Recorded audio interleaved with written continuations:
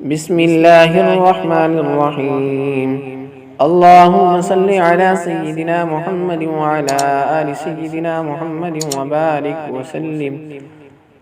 محترم ناظرین، صحابہ کرام کون تھے؟ صحابہ کرام آپ صلی اللہ علیہ وسلم کی جماعت تھی، جنہوں نے مختلف طریقوں سے تکلیفیں برداشت کرنے کے باوجود بھی اپنے اسلام پر ڈٹے رہے، اور کس تکلیفوں کے ساتھ انہوں نے اپنے اسلام کو قبول کیا اور اسلام کو سینے کے ساتھ لگائے رکھا۔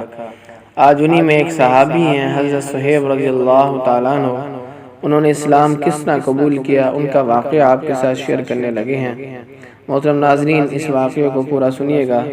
ہماری درخواست ہے کہ صحابہ کرام کی زندگی سے آج ہم مسلمان لوگ دور ہیں، ناواقفیت ہے ہماری۔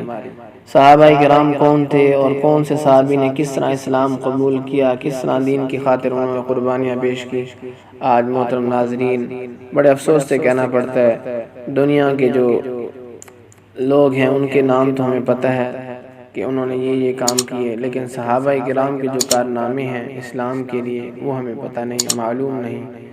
آج انہی کا ایک قصہ ہے۔ حضرت صہیب رضی اللہ تعالیٰ عنہ بھی حضرت عمار رضی اللہ تعالیٰ عنہ کے ساتھ مسلمان ہوئے۔ نبی اکرم صلی اللہ علیہ وسلم حضرت ارقم رضی اللہ تعالیٰ عنہ صحابی کے مکان پر تشریف فرما تھے کہ یہ دونوں حضرات علیحدہ علیحدہ حاضر خدمت ہوئے، اور مکان کے دروازے پر دونوں اتفاقیہ اکٹھے ہو گئے۔ ہر ایک نے دوسرے کی غرض معلوم کی تو ہر ایک ہی غرض یعنی اسلام لانا اور حضور صلی اللہ علیہ وسلم کے فیض سے مستفید ہونا دونوں کا مقصود تھا۔ اسلام لائے اور اسلام لانے کے بعد جو اس زمانے میں اس قلیل اور کمزور جماعت کو پیش آتا تھا وہ پیش آیا۔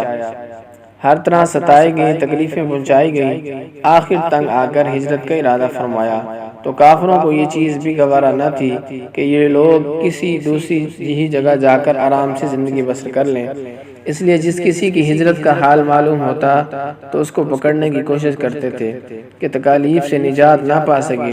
چنانچہ ان کا بھی پیچھا کیا گیا اور ایک جماعت ان کو پکڑنے کے لیے گئی۔ انہوں نے اپنا ترکش سنبھالا جس میں تیر تھے، اور ان لوگوں سے کہا، دیکھو تمہیں معلوم ہے کہ تم سب سے زیادہ تیر انداز ہوں، اتنے میں ایک بھی تیر میرے پاس باقی رہے گا تو تم لوگ مجھ تک نہیں آ سکو گے، اور جب ایک بھی تیر نہ رہے گا تو میں اپنی تلوار سے مقابلہ کروں گا، یہاں تک کہ تلوار بھی میرے ہاتھ میں نہ رہے۔ اس کے بعد جو تم سے ہو سکے کرنا، اس لیے اگر تم چاہو تو اپنی جان کے بدلے میں اپنے مال کا پتہ بتلا سکتے ہو جو مکہ میں ہے۔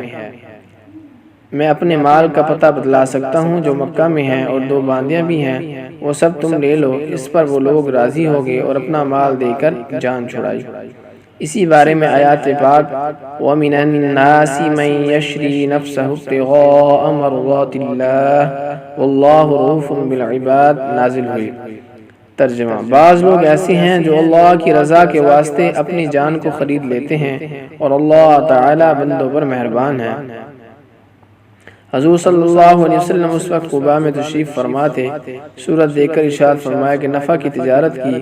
صہیب رضی اللہ تعالیٰ عنہ کہتے ہیں کہ حضور صلی اللہ علیہ وسلم اس وقت کھجور نوش فرما رہے تھے اور میری آنکھ دکھ رہی تھی، میں بھی ساتھ کھانے لگا۔ حضور صلی اللہ علیہ وسلم فرمایا، آنکھ تو دکھ رہی ہے اور کھجوریں کھاتے ہو؟ میں نے عرض کیا کہ حضور صلی اللہ علیہ وسلم سے اس آنکھ کی طرف سے کھاتا ہوں جو تندرست ہے۔ حضور صلی اللہ علیہ وسلم یہ جواب سن کر ہنس پڑے۔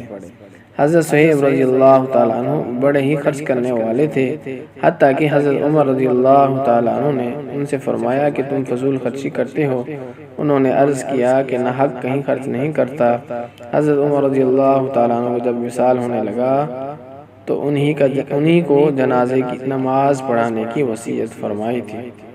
ایسے صحابہ کرام تھے جنہوں نے دین کے لیے اپنے خون اور پسینے کو لگا کر دین کو پوری دنیا میں عام کر دیا۔